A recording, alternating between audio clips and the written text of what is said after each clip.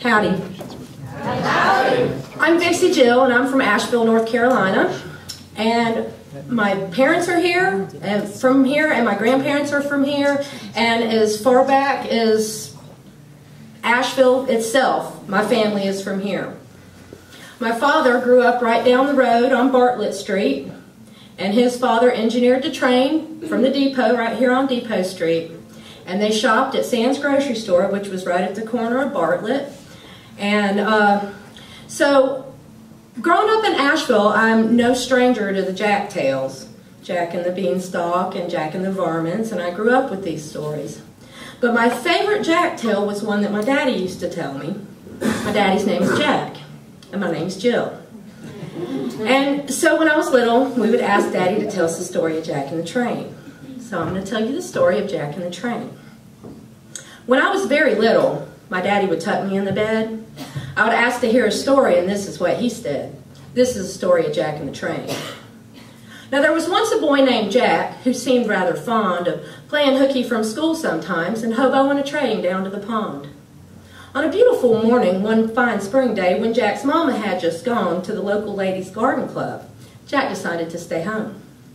First, he played with his toy cars, and he read some comic books, and he stood in front of the mirror and gave it funny looks. He chased the cat with his squirt gun and tied ribbons to its tail, and he was a tightrope walker in the circus as he walked on the back porch rail. Jack looked at his mama's dog, who lay there watching him. He said, "Hey there, Flower, isn't it a perfect day for a swim?" Now, Flower sat up and wagged her tail and cocked her head to the side. Jack said, "Well, we'd better hurry if we're going to catch a ride." Jack went off to the pantry to see what he could take. A peanut butter sardine pickle sandwich sounded great. The rest of the jar of pickle juice, now that would hit the spot. And he crammed his pockets full of yummy lemon drops. Quickly, Jack scooped up his lunch. He put it in a poke. He glanced up at the clock and said, "The train's on time, I hope." Jack ran out of the kitchen so fast he made the screen door slam. He said, "Come on, Flower, we best be as quick as we can." They ran on down the path that was to the back of the house. Then they hid behind the bushes as quiet as a mouse. Soon the train was coming, whistling, blowing smoke, and then Jack saw an open boxcar door and quickly scrambled in. Now Flower, she took a different path, for she already knew the way. So off went Jack and the train to enjoy the rest of the day. A short way down the line, about a mile as the flight of the crow, Jack saw the pond nestled sweetly in the valley just below. Jack looked for that familiar spot and prepared himself to jump in a little clearing up ahead just after the big tree stump. So jump Jack did, and down he rolled until he finally stopped. Then he searched around in the bushes for the sack that he had dropped. He found his lunch and climbed on down until he reached the pond, stood at the edge, shaded his eyes with his hands, and looked across and beyond.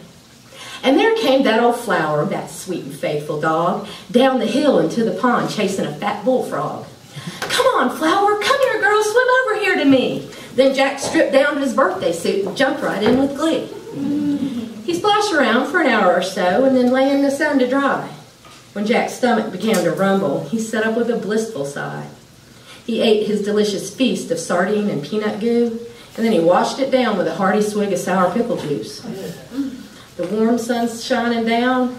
Old Flower stretched out on the ground. Against a tree Jack did prop and sucked upon a lemon drop.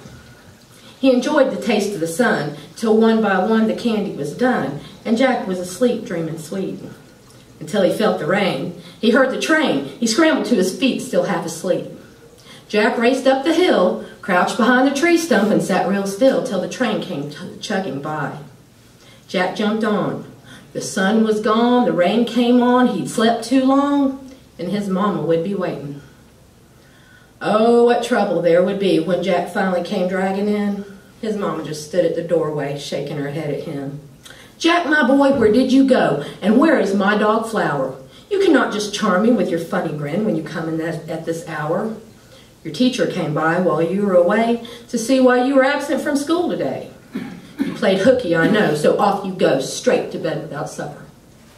Now when Flower got home, she was given no bone, for she also had been very naughty. That night as Jack lay, remembering the day, he decided that it was quite perfect. For the scolding he'd got and the supper that was not had certainly been very well worth it. As Daddy finished the story, he would gently kiss my head. That is the story of Jack and the Train. Now snuggle down warm in your bed. That was a long, long time ago when I was just a lad. But now I am your father, and for this I am very glad. So, my dear, until the morning when you hear the alarm clock jingle, you go off to sleep so sweetly now, and you dream about one angel. And my daddy, Jack, is a girl's best friend.